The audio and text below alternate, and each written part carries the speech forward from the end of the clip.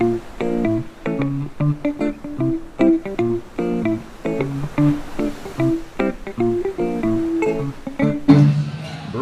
live from the Foghorn Brewhouse in the heart of the Newcastle CBD. This is Lunaticks Live. Please welcome your hosts, Greg Hall and Olivia. Well, we've got to change that because Olivia is off shooting a film, and joining us is going to be Stephanie Hines, who has got a fantastic take on what we're going to be discussing tonight, which is all about innovation and the innovation hub, and thinking about the ecosystem we're in. Welcome to Lunaticks Live, episode 8, coming to you live from the Foghorn Brewhouse here on King Street, Newcastle. And we are surrounded by a fantastic group of people. Big shout out from the crowd out there. Yay! Hey! See, you can hear them. They're alive. Fantastic. So tonight we're actually going to be talking about the importance of innovation, but more specifically about a fantastic program that is being implemented in our region. But here, joining us is going to be Stephanie, who's stepping in for our very good friend Olivia, who's away. So Stephanie, now you've actually had quite a lot of experience in this. You've got deep knowledge, so that's very exciting. You're going to be here tonight to talk about it and help us understand it. Thanks, Greg. Yes, I've been involved in this beautiful space in the Hunter Valley for the last 7 years. I remember a nice, fueled by some alcohol-induced discussion and brainstorming, you might call it, even to get the Lunaticks running 7 years ago with Gordon. But what stays, or what was discussed there, should stay there, definitely, in our alcoholic brainstorming. But I've been lucky enough to be involved with so many wonderful startups and so many people doing amazing, innovative things in Newcastle and the Hunter Valley for the last 7 years. And every single day I get to meet wonderful, exciting people doing extraordinary things, and it just blows me away how many people are doing great things in Newcastle and the Hunter that most people have absolutely no idea about. Very, very true. And I think this is the big challenge when speaking from a regional perspective of getting that message out into a broader perspective, and particularly at a national and international level. But the great thing is, I think people are just not waiting for permission or a tap on the head or, yes, you can go and do that, yes, good little boy, little girl, go off and do it. They're just doing it. So that's the great thing, isn't it? They are. Newcastle is definitely putting itself on the world stage, is definitely getting noticed by a lot of people, and that's because of our wonderful talent and everyone here who's doing an amazing job. I mean, who wouldn't want to live here, right? It is the most beautiful city in the world. And you can say that, sister. You can say that. Definitely. And being able to live in a great city and collaborate with great people is fantastic as well. So tonight we're going to be introducing some of our guest panellists. It's going to be Tim Connor, who's the Regional Manager of Oz Industry, and also Pierre Malou, who's the Chief Executive Officer at the Business Centre. Now, both Tim and Pierre are the leads on the main organisations that are planning to create a world-leading regional incubator and ecosystem for innovators. But also the innovators can be inventors as well. But also introducing a new segment, or of course the tech section, but we've got Chad Ramage, who's going to be joining us here, and welcome, Chad. Thank you very much. So Chad, you're going to be telling us about what's happening in the tech world, what's exciting, what's getting you fired up? Yeah, so definitely a few events that are happening locally that'll be great for innovators and entrepreneurs, and some big things happening in tech that I think are very exciting anyway. Okay, and the great thing is Chad's part of a growing army of people who are supporting us here at Lunaticks Live. But now we're going to just cut to a little intro.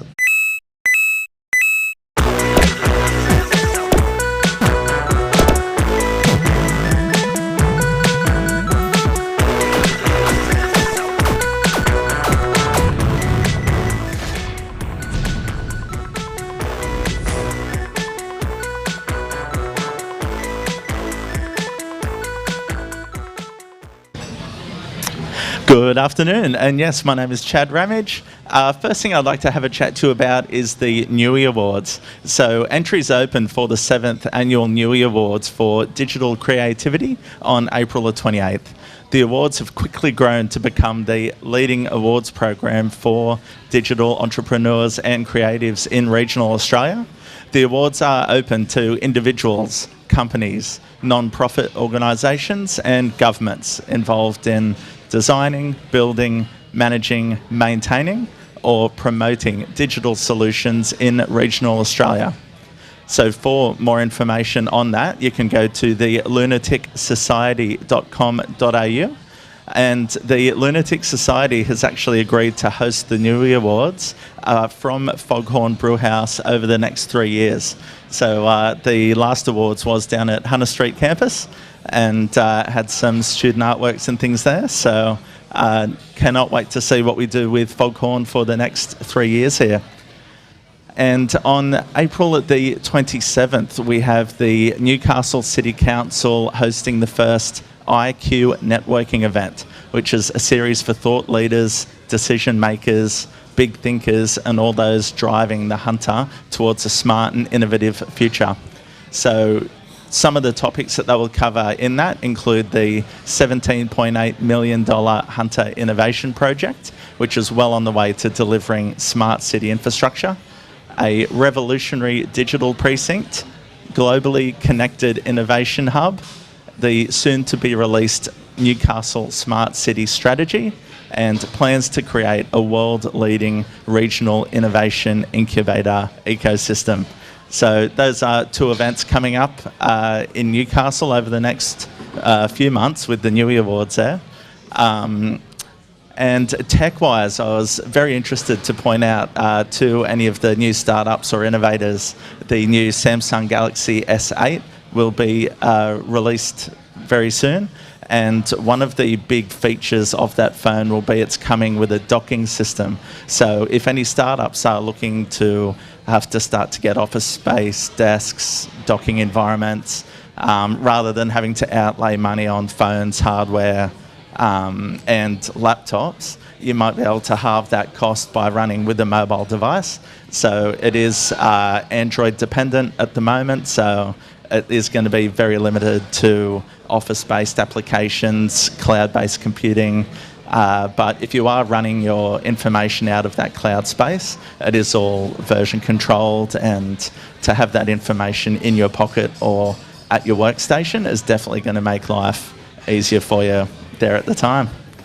So Chad, thanks very much for all of that. Now, what are some of the other exciting things that you are also been looking at? Because we had a bit of a discussion prior to coming on. Yeah, I was very interested to do some reading as of late over the 5G network that is going to be coming out over the next few years.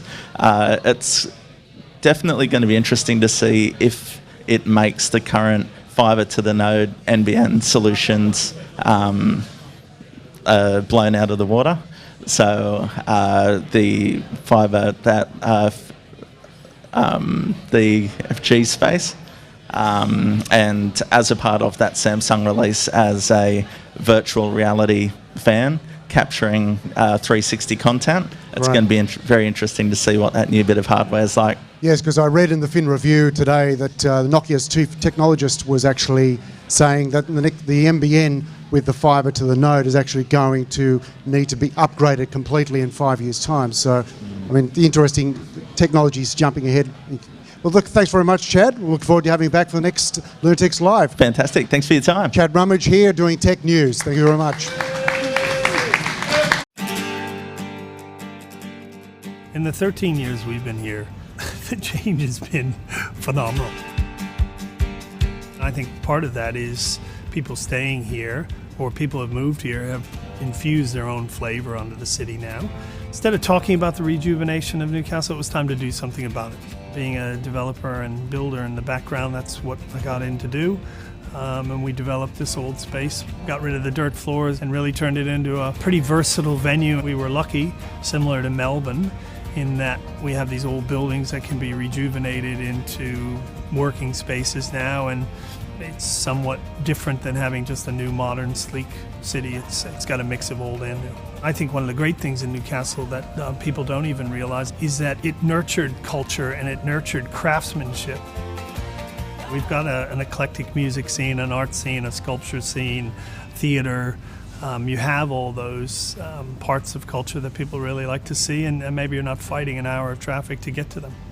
I call Newcastle really the Melbourne of New South Wales, and I've said it to a few people, and I had a fella said to me, oh, it's like Melbourne up there now with all the laneways and different things in the old buildings that you didn't get rid of up there, and that's really what's starting to come out now. And once they come and visit, they realize, oh, this has really got something to offer here.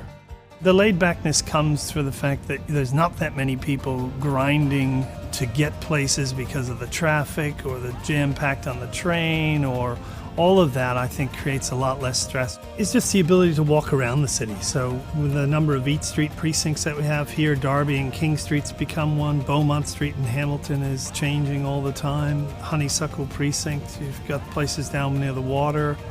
So many of the things that people say, oh, I'd like to be in Melbourne or Sydney or Brisbane for, I think Newcastle has those now. I think more people have that flexibility to choose where they live if they're good at what they do or they want to start something, and I think the city has a number of those attributes that'll make it attractive to people.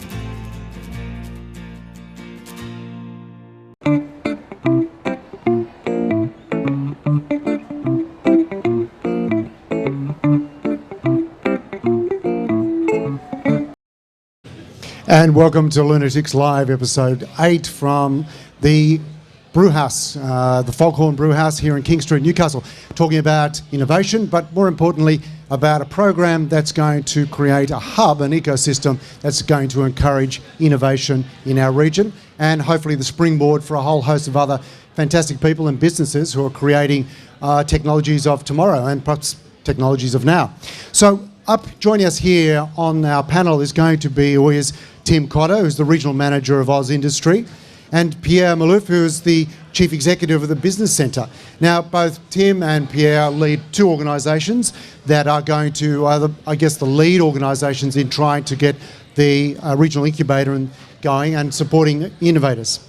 So, at this stage, we're going to wrangle the microphone between the two. So, gentlemen, no hogging, okay? Please. We're all friendly here, aren't we, Steph? Good. Now we're all well behaved. Excellent. Good. The one thing I guess I'd like to say to Pierre is, so Business Centre, what's the reason for your involvement, or the centre's involvement? Well, put simply, the Business Centre has been in existence for 32 years, very much part of the Newcastle ecosystem in business and startups. Mind you, we've had 30,000 people coming through our doors over the 32 years. And all of a sudden we can see something is changing in Newcastle, or actually is accelerating. So we're here with business advisors, workshop, education, and we can put that to good use to startups and people here in attendance tonight who need business support, advisory services. So I guess from the perspective of innovation and the rate of change, is the Business Centre in a good place to respond quickly to those demands, or that need for a different type of energy? That's a very good point, Greg. I know we've been here a long time, but as well, we have people who've been all in business. So they know the ups and downs. When anyone comes through our doors asking business questions, I think we're extremely quick at identifying some of the issues. Yep. Every startup, every business will face ups and downs. And that's one of the strengths of the Business Centre. So, Stephanie. So, Tim, you're part of Oz Industry. For those people at home and in the audience who don't actually know what Oz Industry does, do you want to give us a brief rundown? Sure, I'd be happy to. And I might start by saying we are going to be friendly tonight. I'm not going to have a meltdown that we wore the same shirts. We didn't choreograph it, but happy that we're both looking very smart in our check shirts. So I heard a little catchphrase from that video a moment ago, which was a Hunter innovation project that's going to start. And one of the lines I particularly like is the way, a story that I could tell about who Oz Industry are and what we do. There was a line in there that said, backing ideas to turn them into enterprises and then turning enterprises into empires. Oz Industry is one of those from federal government level. We're one of those pieces of the jigsaw that can help turn ideas into enterprises and then sometimes turn enterprises into empires. And we're talking good, friendly empires that do really nice things. So we provide funding and assistance to businesses from the federal government level, and my job and my colleague Natalie Gillum, our job's to be out and about. They give us a car, they give us petrol, and they say cover the Central Coast all the way up to the North Coast, meet lots of people, explore ideas and back them where you can. Fantastic. And tell us a little bit about the Regional Incubator Program, now commonly known as RIP, We've got to get the acronyms right. Yeah, acronyms are important at government level, and I think actually RIP turned into RAP last week at some stage. But what it is there's a So are number we of... rippity or rapidity? What's going on? I think we're rapping tonight, not ripping, but I'll try and explain it a little bit. Is the federal government, in the much vaunted yellow publicity material that came out prior to last election, which was known as the National Innovation and Science Agenda, NISA or NISA, there was a series of initiatives. One of those initiatives was known as the Business Incubator Program. The Incubator Support Program is designed to support existing highly performing incubators and accelerators by offering a funding towards an expert in residence to work in those accelerator facilities. That was an offer of funding at a small matched level of up to $50,000.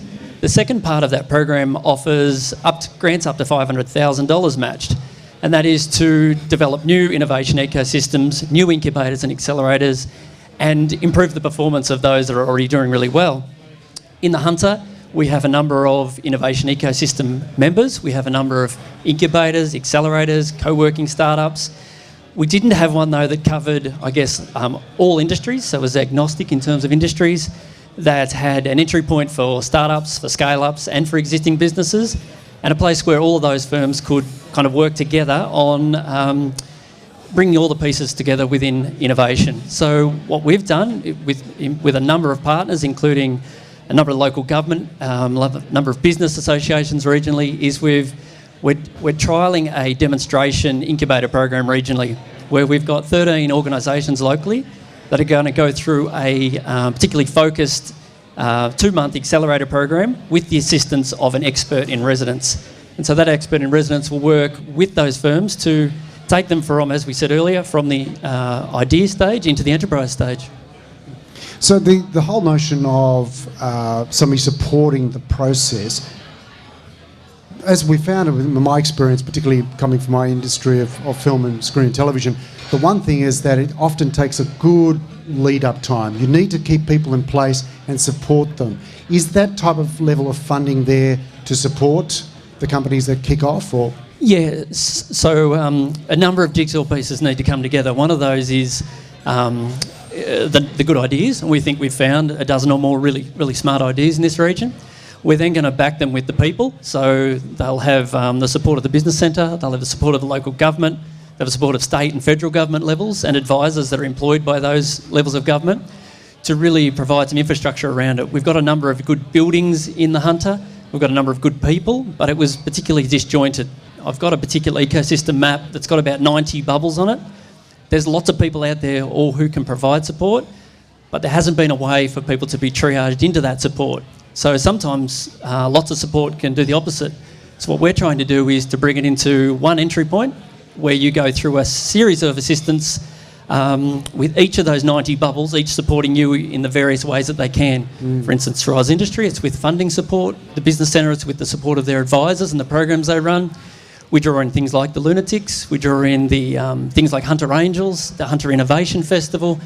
There's so much assistance, but it just hasn't been very well structured. So this new program will structure it a little bit better. So it not only provides help to individual entrepreneurs, but to existing businesses that themselves are wanting to become more innovative. Pierre, tell me about the importance of advisors and how the Business Centre and their advisors really fit in this regional incubator program. Well, I'm going to follow up as well on what Tim just said about the collaboration. So we know when you have startups joining us, an incubator or an accelerator, we expect them to collaborate across the field with other startups. This, we're putting together as a RIP or RAP, is exactly that as well for service providers. We are partnering, we are collaborating. All the people and the organizations here are partnering to offer services. In that context, the Business Centre is actually heavily subsidized as well by federal and state money. We're utilizing those funds to provide advisory services. So our business advisors are already trained in startups, scale up, and their time is already subsidized in a way. What we do as well as the Business Centres, we provide workshop on our own time, but that's part of the collaboration. We're not the only one. We're sitting here together today, but it's 13 organizations in the incubator. How important is collaboration for startups in the Hunter? beyond the hunter, it's everything. Collaboration. Here, it's actually about to create the ecosystem. We know there are amazing ideas in the hunter. Some are sitting in the room today. But to succeed alone is quite difficult. A startup, by definition, you're a trailblazer. You tried something new, has been done before, and you think you're alone. You are in a way, but there's always somebody else who has done that in another industry, another path you can be inspired from. That's the idea of working together in the hunter. The hunter's been here, Newcastle, obviously here from 1804. And that's the idea of building on our own knowledge locally. Even if it's with a French accent, I've been here 17 years. All right, just French accent. But I like it. It's good. Oh, thank you very much. Now, of course, in the crowd, we actually have people who are a part of the program. So I might just ask them to stand up. And Michael Smith, who's swinging camera there, to swing around and shoot over towards there, I think, just up there. So, guys, stand up. Everyone who's part of the Incubator Program, a big round of applause. You're brave folks. So there will be an opportunity to talk and ask some questions as we progress with the panellists. So please, any questions you have. There's spotters, there's Peter, and there's Gordon. If you have a question, just let us know, and we'll certainly put it up to the panel for tonight here at the Lunaticks Live, coming to you from the Foghorn Brewhouse. So at this stage, Pierre, you've actually had quite a lot of experiences setting up some tech startups. So it's a space that you're familiar with. Well, I have, both in biotech and sports tech. And the common denominator is tech. So one of the things with startup, if you can utilize technology to accelerate your approach to market, that's the key. In biotechnology was to bring new research, new patents in regenerative medicine to market. In sports tech was new technology in sports, but the idea is the same. How can you accelerate your product so you have a difference compared to your competitors? I'm just wondering, is parochialism actually a hindrance or a positive? Tim, Pierre? Yeah, sure. Look, I'm not born and bred in this part of the world, and parochialism can be the best and the worst. There's particular reasons why everyone loves this city and wants to do the best to make it the best it can be, which can have really positive things. Where we don't want to maybe tell everyone about it and keep it secret and share it just between ourselves, that's not so much a positive. I think Newcastle, everyone acknowledges that now's a pretty exciting time, and it's going to look like, I think, the overnight success story that a lot of people have been really working hard over a number of decades to come together. You know, there's been some big funding announcements from state and federal level, but the money isn't the thing that's making the success happen locally. It's smart people rolling their sleeves up and having pride in their town and really wanting to do things that you can't do in other cities, because, you know, the people in this room, I would probably know, 9 out of 10 of them, because we sort of work in the same circles. We're all trying to achieve success, and we don't trip over each other. We're not competing particularly. We all rely on each other for support, and if someone succeeds, that's not at someone else's cost. So the parochialism can be a real positive. Yeah. Well, it's an interesting one. I think, obviously, in Australia, you can have an approach whereby, as well, if you succeed, you're standing out and others are jealous. We know that. What I want to really dig in here is there's a narrative in Newcastle at the moment. Whether you were born here, you were born in France, you were born in Victoria, doesn't matter. Are you part of the narrative?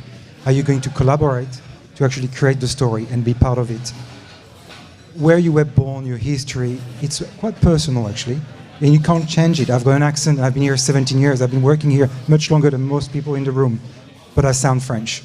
But am I part of the narrative of that story? I hope so, because that's where I put my heart and passion, create the ecosystem, collaborate for Newcastle to make it a different city. Melbourne, Sydney already on the world map. Newcastle is the next one. What do you say to someone who's just about to start out in business? Is the RIP, the RAP, whatever acronym we're calling it today, is that really good and beneficial for them? Is there somewhere else they should start? Well, the original Accelerator Program To answer clearly your question, everybody who starts something is going to find hurdles. And you feel you're alone, but you're not. But the ability to see that is not easy. Being part of a program is to actually open your eyes on, wow, I'm not the only one. You might face a marketing issue, and mine is commercialization, but we're still facing hurdles. The idea of bringing startups together is to say, hey, you have a smart idea. Here's how we can help you. So yes, we need help. And when you start an idea, you want to protect it. It's natural. But at some point, you need to open up as well and share and work collaboratively. What about people who have an existing business, who have had an existing business for a long time, but really want to accelerate things? Is the RAP a good place to start for them as well? The RAP is divided in 4 streams. Startup, scale-ups, or actually ideation and startup, and scale-up and ready-to-market. Particularly host industry is putting a large amount of money in ready-to-market. There's always a place in the RAP where you can actually look at your business plan, your commercialization, your differentiation, and see if you can change things. The idea of accelerating is, obviously you want to do things differently, otherwise you wouldn't. And that's, is it fitting in? And am I going to be different? We're there for them, indeed. Yeah, with those 4 stages as well, we might see over time that there will be businesses, large established businesses in this region, who might spin out a project team into the RAP. So we'll get the cross-fertilisation from some big business thinking. For some of the incubator tenants, there might be some ready-made customers in local big firms that will have project teams within the accelerator program that we can instantly test things within. An example we provide is manufacturers in this region who are looking to find niches and reshape their business model. Sometimes they don't need the sort of size of space that they've had in the past, and so they might have a corner of a shed with particular access to particular machinery that they don't need anymore, or they don't use to full purposes, whereas there might be a new innovator who has an idea, who needs that sort of access to manufacturing space, laser cutters and printing documentation and things, and they can partner up. All of a sudden, the innovation's coming from someone who hasn't been in business back to business and cross-fertilising. So we think having the four stages of the program will actually be useful for all stages of business to learn off each other and collaborate. The one thing that intrigues me about the process that you've spoken about, the 4 stages, is the fallover rate. So people get to say stage 3, but it doesn't quite go to stage 4. What's in place to support them with that? Because people have sunk a lot into it, not only time and money and energy, but the passion. So the Accelerator program will allow people to, as the name suggests, accelerate that journey. So they'll be able to get from where they are at the start through to a certain stage. So it won't be through to finding customers. It mightn't be to moving it from idea to, what did we talk about earlier, enterprise, through to, what was that third term we had? It was a sharp one, wasn't it? Empire, that was the one. They won't go from idea to empire in this Accelerator program, but they will get closer. And sometimes the answer is not plough more money, time, effort, resources into something that's not going to work. So we can't guarantee success within our clients, but we can guarantee that they'll go through the journey, they'll have support and resources and some outside eyes to look at this thing. And the best result for some people is to be told, nobody wants this. Your wife doesn't even like this idea. Stop ploughing money into it. Use your money and your resources to do something else. And that might be to partner up with one of the other companies within the actual program. It might be to use their energies to go back again for another idea. Not every idea, the first idea is the best idea, but we think this process that they'll go through will pressure test the idea. At various stages, we'll give them the opportunity to pitch to local angel investor markets. So that'll really put the test on whether people want to come in, provide them with a bit of support of funding and a bit of support of resource, and then if we can take this thing through to enterprise. Pierre? Yeah, just on this point, we said it was from ideation, startup, scale up, ready for market. So actually, if you look at it, it's like a pathway to commercialization. There is support all along the way. The workshops are designed to actually support you at whichever stage you are. But obviously, some ideas might not be ready, actually. Maybe their wives don't like it, or just the market's not ready. It's not always easy to create a market from a new idea. Sometimes you have to wait a little bit, and that's our responsibility with our experience to explain that, to share that, but collaboration can come through. And I really agree with you, Tim, in that regard. Out of the 12 or 13 startups here tonight, some will end up working together. That's quite clear. Such an exciting time to actually be in this whole realm of innovation. It's definitely not the taboo thing that it used to be a long time ago, and I think everyone in the audience and the wonderful startups here are certainly showing us how wonderful that is. On a scale of 1 to 10, how much do you two love your job? 11. Yeah, 11. 11 out of 100. Okay.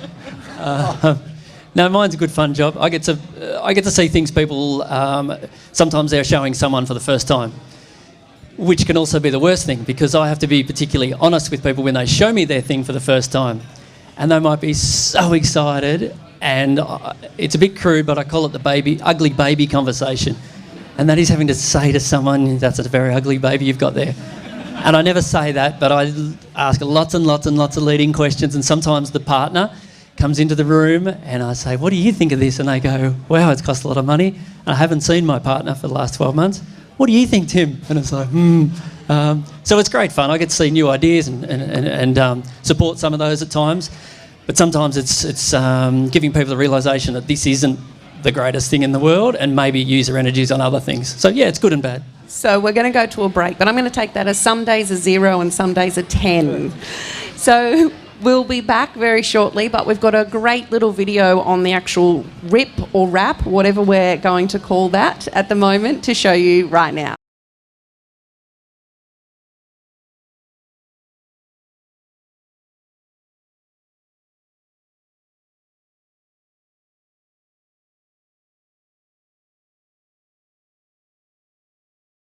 Hello, I'm Melissa Kilkelly. And I'm Andrew Clark. And we're the founders of new startup Middle Room. Hi, what Mel and I developed is a simple app to help people who are NDIA participants organise their plan, identify providers, and importantly understand what they can use their money for to achieve independence of living in home and the community. So what we'd like to get out of the regional incubator program is help with our business structure, marketing, capital raising, so we can attract good partnerships and collaborations going forward.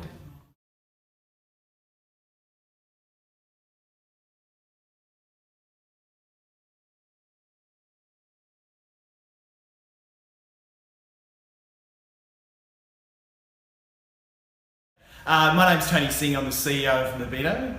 We're developing the world's first professional connection network for medical professionals. The product is called Cover Me Medical, and we're excited to bring it to the market. Cover Me Medical allows medical professionals to connect to valuable work opportunities and to find cover for their medical practice. It also works with hospitals throughout Australia to find important professionals to work every day in their theatres.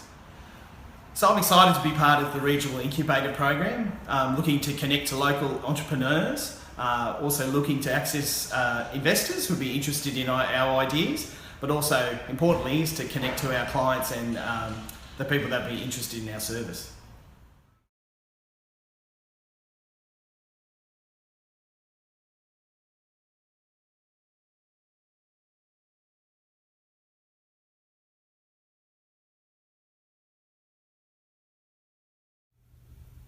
Hi, my name is Sahil and I'm a mechatronics engineer and a founder of Elite Robotics.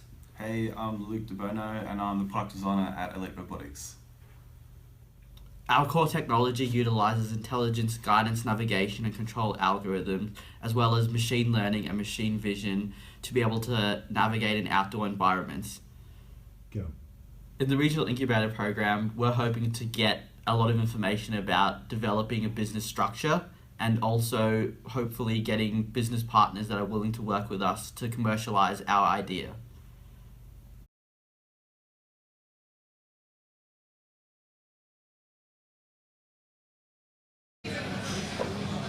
So, welcome back again here at the Foghorn Brewhouse Lunaticks Live. You just heard 3 of the participants in the Incubator Program, Accelerator Program. And I think it's interesting that the one thing that I guess is that the ideas that are coming there, they're talking about, they're already aware of the support, that they are expecting and going to see. But to our panellists here, of that group, what strikes you as sort of a commonality of what they're saying there? Well, first thing, I'm really, really impressed with having smart young people here coming up with new ideas and wanting to change things. Commercialization is the key to bring an idea to market and being successful, but not just in terms of dollars, but in terms of changing the landscape as well. With particularly one of the ideas here, it would completely change the way we, say, mow a golf course. I can't explain much more right now because there are some secrets in the room, but we talk about people that have ideas, are trying to change something. The commonality is, okay, how do I turn an idea into a business that is sustainable? Tim? Well, the commonality I saw was they've got passion for their idea and they're pretty keen to get stuck in. So that puts a bit of pressure on service providers like us. For us, we're not going to do particularly anything more than we'd ordinarily do, but we're going to do it in accelerated mode, and we're going to do it in partnership with a number of providers. So we have a series of business advisors that work with firms on a daily basis.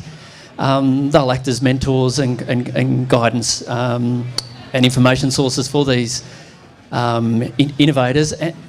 And what's going to be good to see is the pitch that they gave then. As it progresses, sometimes the pitch and the idea that they give at the start, it changes on the way through when they find their market, and that's going to be exciting to watch as they get closer to market.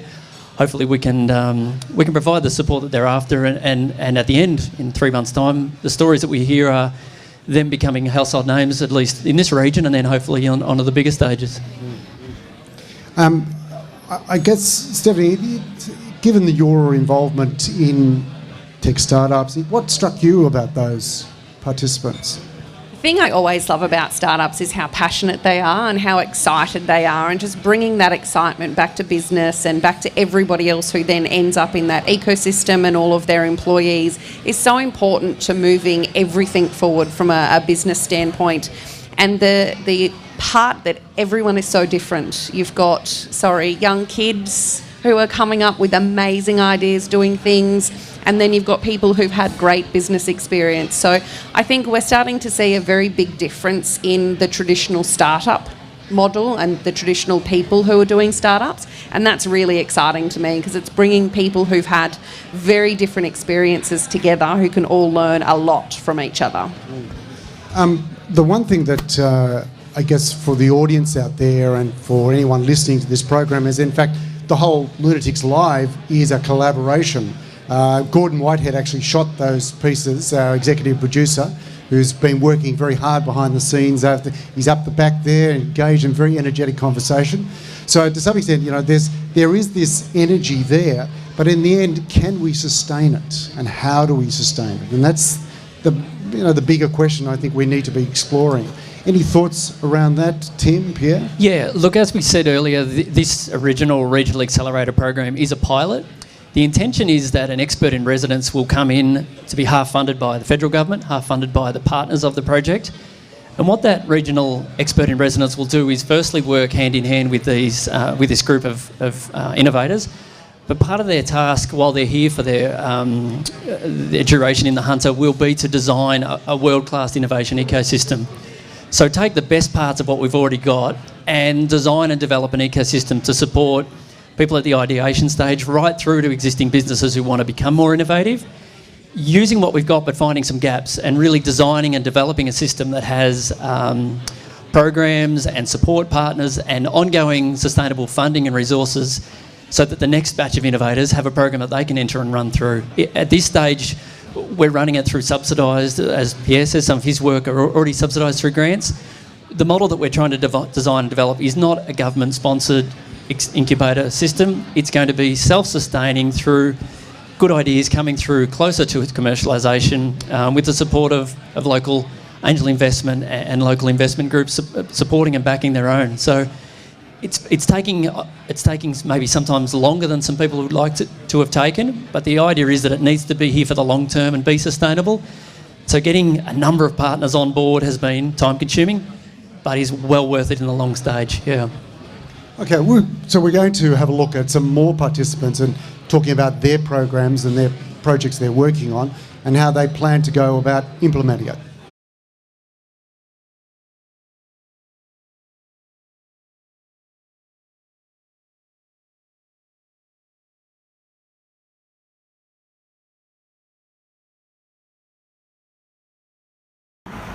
My name's Cameron Owen and I'm from the Cypher set.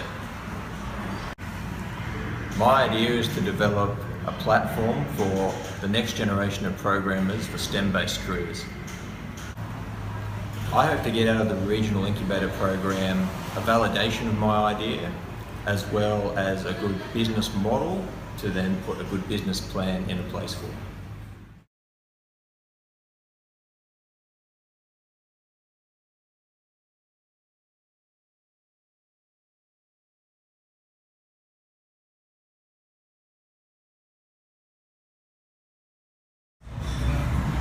Hi, my name's Lloyd Davies, co-founder of Scrub-It.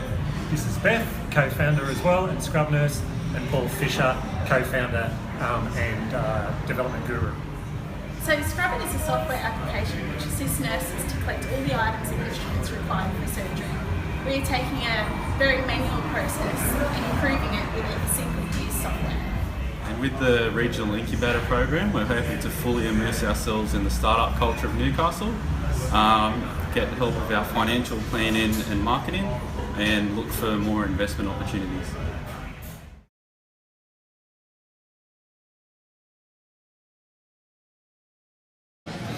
So we're going to play a little game with you. You just heard our participants, but there are some people out there who think that anything that is innovation and has regional attached to it should be just shot down, cut off, quick, smart. The Atlassian co-founder, Mike Cannon-Brooks, I'm always suspicious of double-barreled name people, so hang on, no offence please. And he reportedly described the government-funded regional startup support programs as bunkus, and said it would be better if they shut down everything other than Sydney in terms of tech. Now, before our good panellists here respond to that, and I imagine they are very passionate there, Tim he's champing it a bit there, but here on my left I have a big supporter of Mr. Mike Cannon-Brooks. So, Mike Steph. Cannon-Brooks fangirl, do not agree with his statement here, and I'm not going to ask the question that Gordon wrote, which to the panellists, is he a dickhead or not? Because I can't agree that he's completely a dickhead. So I have to ask that question? You have to ask the question, Greg. Okay, no. Palming it off, eh? Okay, guys, is he a dickhead or what? In the context, first thing, I absolutely admire the work Atlassian has been doing, but on a day where Prime Minister has announced that 457 visas will be cancelled, well, I wish them good luck. If they don't want to find regional software engineers, they won't be importing French ones either now. There's no more 457. So good luck, Mike. Tim. Yeah, our Sydney HQ are actually, they're the floors below us, Atlassian. So we're sort of neighbours with those guys. When you open the lifts as you go up our building, it opens and the Atlassian guys get in and out with their T-shirts and their runners, and they've actually got beer on tap in there, and they've got more sticky notes than you'd care to see. Very clever business doing amazing things. This one, though, I think we'll give it a miss, yeah. No, look, as I said earlier, though, you know, I think the statement was government-funded regional startup support. The government funding is there to kickstart it and get it along and make the collaboration happen. And we've used it a little bit as the carrot, a little bit of government funding to support the collaboration arrangement in the Hunter. But it's not going to be forever government funded. It needs to earn its own way, and there'll be success stories that will reinvest. There'll be angel investors and funding groups that will get involved in this over time. And so it won't need to be government funded. It'll have its own success that'll continue to run on. I think one of the big benefits of being in a regional city is the collaboration that you can have between people. It's definitely much easier and it's a lot more fun in a regional city to be collaborating with people who, you know, are sitting next to you, and there tends to be a lot more of that happening. Would either of you give up this wonderful job of a regional incubator to go to the terrible, yucky big smoke of Sydney? No. And there's a number of reasons why, because lifestyle choice is obviously a reason a lot of people live here. But you're right. Where I said earlier, the success of others in a big city, it is really dog-eat-dog, and the success of others probably means that you're not going to go so well. Whereas in this region, on those 90 bubbles that I talked about earlier that make up the innovation ecosystem as it stands today, the success of organisations like 1804, a Slingshot, the Rippler effect, these things, the bigger those bubbles get, everybody gains. Whereas in the cities, it feels like if someone goes well, that's to the detriment of me. Whereas here, I think when one gets better, everybody gets better. Okay, and Pierre just have a last comment, and then we'll go to our Q&A. Steph, really on this point, I've got a prime example. I was in Sydney, tech startup, with Atlassian, hiring everyone. There's no one to work with you. So you might want to have a tech idea, but at some point you need others. Newcastle was the place. I hired 9 software engineers, of which 5 were still at uni. So we need regional centres, education, university, everything. That's the point. Good on Atlassian for being such an amazing employer, but they as well suck up all the talent in Sydney. So there you go, we're in Newcastle. And just to top off, to segue, that's good discussion. The Brookings Institute recently was speaking on a program called Future Tense, and they actually put light to the fact that Silicon Valley is this sort of wonderful incubator, it's all private, etc. In fact, the military-industrial complex has had an enormous impact and funding of that, and that's actually effectively from government funding. But let's go to our Q&A section here at the Lunaticks Live, Episode 8, coming to you from the Foghorn. Now, has anyone identified any questions out there for our panellists? I'm going to move out here into the group. We've got one down here. Okay, if you want to state your first name, where you're from. G'day, it's Andrew. I'm a local. I work predominantly, I guess, in Sydney. Just curious, a lot of the companies we saw that have applied for access to the program are startups. Do you guys think that's because there's such a strong representation of startups in the area, or do you think there's something that's stopping scale-ups and existing enterprises from entering the program? That's a very good question. I don't think there's anything stopping anyone or preventing anyone from entering the program. But being totally new and a prototype, not as many existing companies as startups were aware of it. And the other thing is as well, once you're in existence, you're already in year 3, 4 of your company, there's a struggle there to go back to an incubator or an accelerator. You already have your office, your ways of working. It's a challenge to go back and challenge your own ways of working. We need to work on this.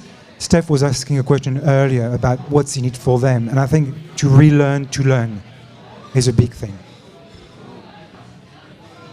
Yeah, to answer your question in an indirect way, which I like doing, is that one thing we haven't covered is that the regional program won't be putting everyone under the same roof. So it's in effect a virtual incubator. So there'll be some people work from home, some people at co-working spaces, some people within existing incubator facilities around the region. In terms of the first intake, it's a pilot, it's the first intake. The focus on startups for our particular purposes was that the funding that we're attracting requires that the expert works with the majority of startup firms. So there was an angle where we probably needed 60 to 70% of the original intake to be startups. As the program grows and as we take a next intake, we'll certainly be looking for entrants across all spectrums, from the ideation right through to established, and hopefully we get a good intake, because as we said earlier, the ability for them to cross-fertilise and collaborate, we think is a really exciting part of the program. Greg, are you ready with the next question? We're just seeking out. I'm over here, Michael. That's right.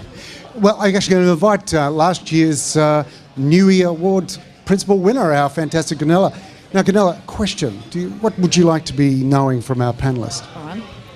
Thank you. Yes. I suppose my main question is around the funding of startups and scale-ups, because that is a regular question we get from companies starting, particularly tech companies, which we're looking after in 1804, have a really long run-up time before they get their first revenue base. So funding's a real issue, and I just wondered if you had some comments around that. One of the things I heard most of the first intake talk about was business structure and getting some advice on business structure and getting it right. That's particularly important in terms of the sort of funding and the investment that you can have made within your organisation. One of the major sources of funding initially for startups, if they've got the right corporate structure, is to, when they're claiming undertaking research and development activities, they're able to register for an R&D tax incentive program through AusIndustry. There's avenues for the very best of ideas to be supported with a matching grant up to $1 million through one of the programs we deliver called Accelerating Commercialisation. Locally, there's a strong angel investor network who make investments in startups and scale-ups in return for some equity investment. What we're looking to do is to grow that investment pool regionally so that there's more options for people. So we know there is an interest in, the word was used before, parochialism, so locals backing locals. There are some new tax arrangements where innovative early stage companies can be invested in by either a non-sophisticated or a sophisticated investor and get a 20% tax deduction and a 10-year capital gains tax exemption. So there is a range of incentives now available for firms right from startup as they scale through from state and federal governments. They might be grants, they might be tax concessions, they might be voucher schemes. My job is to tell people about those after you've told me your story. So what I try to do is, in effect, hear about you, your structure and what you'd like to do, and then basically triage you into support that might be available to you at state or federal level. And Pierre, I know, also does some work in and around funding from not-for-profits, philanthropic and other sources. Might pass to Pierre. Thanks, Tim. And indeed, the other thing is my job is to actually make sure that the participants to the regional accelerator programs, they come to the workshops around funding. You've heard all the different type of fundings. You heard about the technicality, the finances. It's not easy. It's very easy to apply to a couple of grants, but to then attract private investors, they do their due diligence. They're not going to look at just your ID because it's shiny. And when they start to dig in, you better have numbers. And that's part of the funding workshop, is to know how to get your numbers, understand your own business, understand how your users are going to use and pay for your services. So it's a two-way street here. Yes, we're trying to develop avenues to get funding for the startups, but they're going to learn as well why and how to get the funding and to work in their business. And Steph, you work on that and obviously accounting and getting the right numbers. Greg's got another question. Yes, we do. So, Colin, would you like to stand up? Oh, all right. Thank you. I am standing up, really. I deal with startups a lot. I've dealt with for 20 years, and they come in various shapes and sizes, as you know. Oftentimes they ask, what do I need to present to be attractive to a government department or evaluation process? I mean, the film industry goes through this process every year and they present scripts and people like it or don't. But what process or what do they have to be delivered to you guys so that you can make an evaluation? And what is the concept evaluation process as such? Do you evaluate the process and say, this is viable, this is not, or do you leave it them to do that? Because the funders, these people who are inventors, they have no idea. Love them, but they have no idea. Thanks, Colin. Well, yes, again, and the idea of this accelerator is to actually train our startups and give them the tools to learn this. This year, for the process of selecting the startups, we didn't want to do a usual pitch. You know, the thing is, when everybody does the same, it sounds and looks the same. We actually asked them, we interviewed them on very, very simple questions. We wanted to understand the passion, the idea, without all the glittering of a super deck, you know, where they use the latest technology of their laptop. It looks shiny, they had a video, and it all looks fantastic, but we can't see what is the real idea and the passion.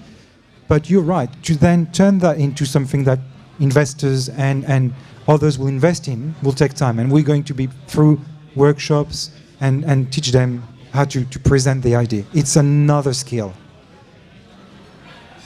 So the way we work with the government funding from a federal level is that initially we'd like to meet with you face to face, so we learn and understand who you are and what you've got to offer to the market.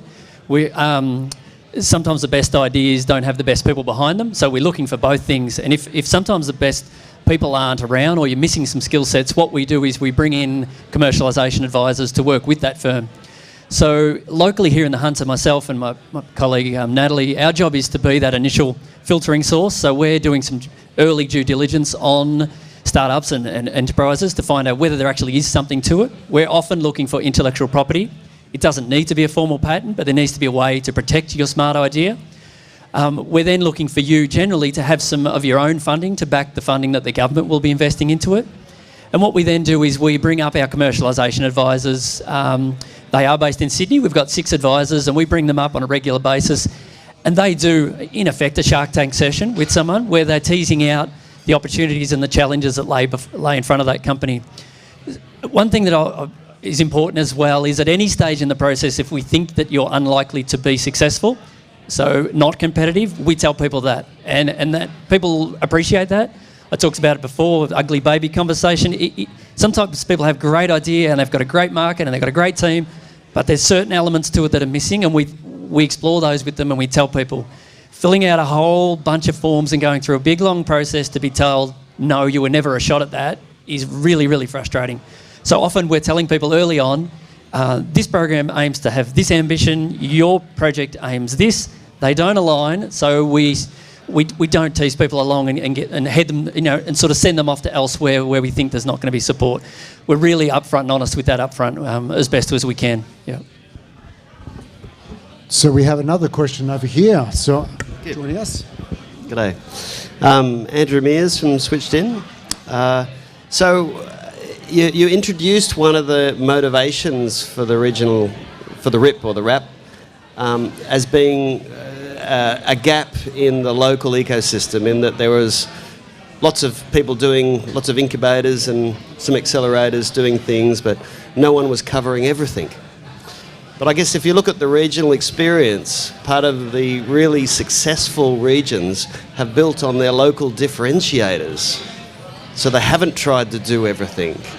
I'd be really keen, and I guess those differentiators may be an industry or they may be a particular characteristic of the ecosystem itself.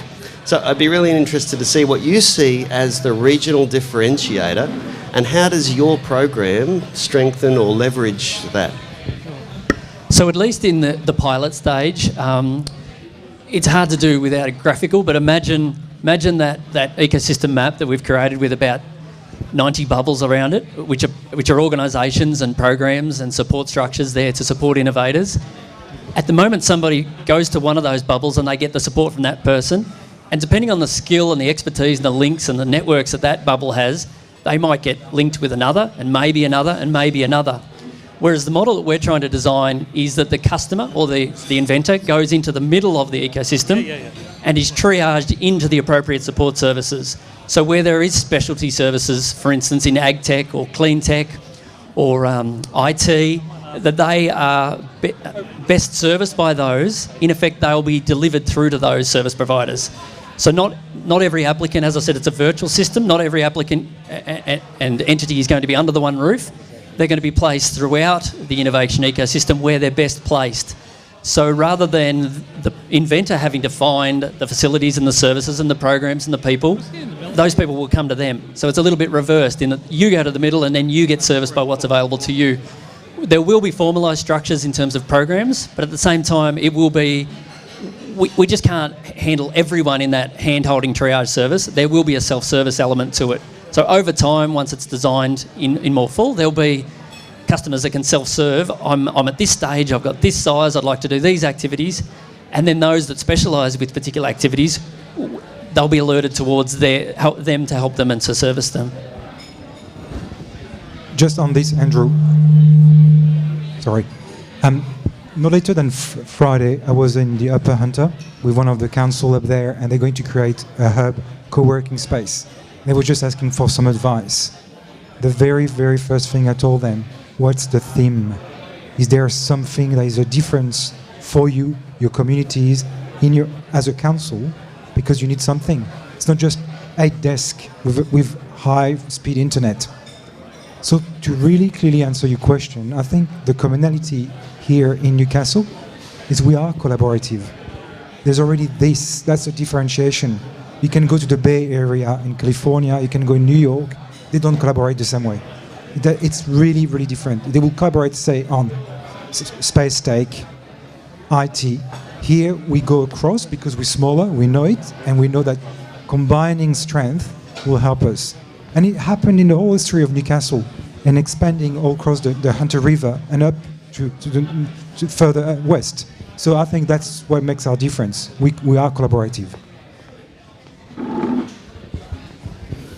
So, thank you very much to everyone who contributed to those questions, and I think it actually got some good debate going as well, sort of peeling back the layers that I think need to be examined, as always, with these things. So at this stage, I guess to sum up at this stage, where do you see things, or where would you like to see things, say, in the next year, or the next 5 years? Gentlemen. Well, obviously, we want to see those startups, scale-ups, or just ideas to be successful. That will speak for itself, to have all of them going somewhere. And once again, I want to insist, it's not just to be the next Google or Atlassian. If I hear that some startups here eventually going to hire 10 people and create employment for our region, I'm impressed. I'm extremely impressed. And they will be part of the ecosystem. But for the original Accelerator program, the whole idea is to actually, from these cohorts, those who are at ideation and startup, to maybe come back at scale up next year. That would be a success as well. They're still part of the ecosystem. They still want to work with us. The other thing is to have this expert in residence bringing something. We are collaborative here in Newcastle and the Hunter, but we like as well ideas from elsewhere. So my dream is to have next year maybe twice the intake, and to see more and more and more startups, even with people that have already been in business and think, I've got an idea, I'm going to try something else now. There's probably 100 things that'd be nice to happen. One I like, that I think would be good, is there's a lot of reasons why it's good for people to live in a region and then maybe go away and then come back again. But I'd like the choice for people that have been to the University of Newcastle or TAFE here locally to not have to go away and then come back, that maybe there's the opportunity for them to do whatever they want to do without having to leave Newcastle. Because at the moment, there's still a feeling that we're nearly there, but you've still got to go to a bigger city, you've got to go to Brisbane, you've got to go to Sydney, you've got to go to Melbourne, perhaps you've got to go overseas. That's great, have those opportunities, but I'd like people to be able to feel that they can do whatever they want to do in this region, and then you get the cross-fertilisation between the young and old. That's when you get really good stuff happening. Well, look, at this stage, as always, this conversation could continue, but we need to bring it to end. I'd like a round of applause for our panellists here tonight, Pierre and Tim, and also to our wonderful Stephanie Hines, coming in at short notice and stepping in for Olivia, and all the rest of the team working here and behind the camera and behind all the various bits and pieces going on, and also working with Chad Ramage as our tech guru. Entries open for the 7th Annual Newey Awards for the Digital Creativity on April 28. So for more information, I invite you to go to the Lunaticks Society website, which is thelunaticsociety.com.au. Sponsorship opportunities for Lunaticks Live and Newey Awards. Speak to Gordon, we welcome it, Thomas or Peter. And thanks to our sponsors, the Foghorn Brewhouse. Big round of applause. To Rod Beres and the team from Hunter TV, and Michael Smith, Kathy Moore, our studio manager. Michael's on camera, Rod's on the panel there, and to Peter, who's been wrangling all the crew.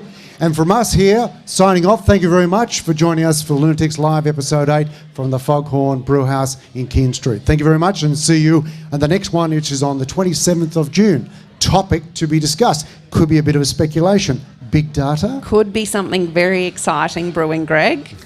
We look forward to it. Thank you very much for joining us, and good night. I'm Wickham the Merriweather, pretty much every day. We are Katara to Westfield. I'm all the way from Lambton to the university. It's so easy. I am Whitebridge to Adamstown. I'm Maryville to West End. I just love being active. Love without heartbreak, respect, reflection say.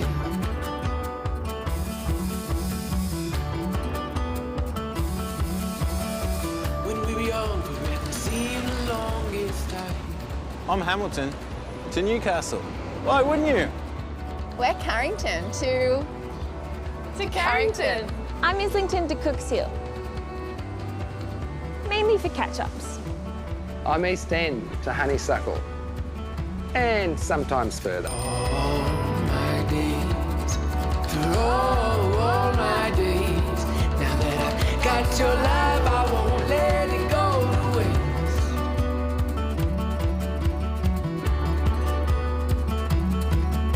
For all my days, for all my days. Now that I've got your love, I won't let it go to waste. There's so much to enjoy by bike in Newcastle. Find your path and get on your bike today.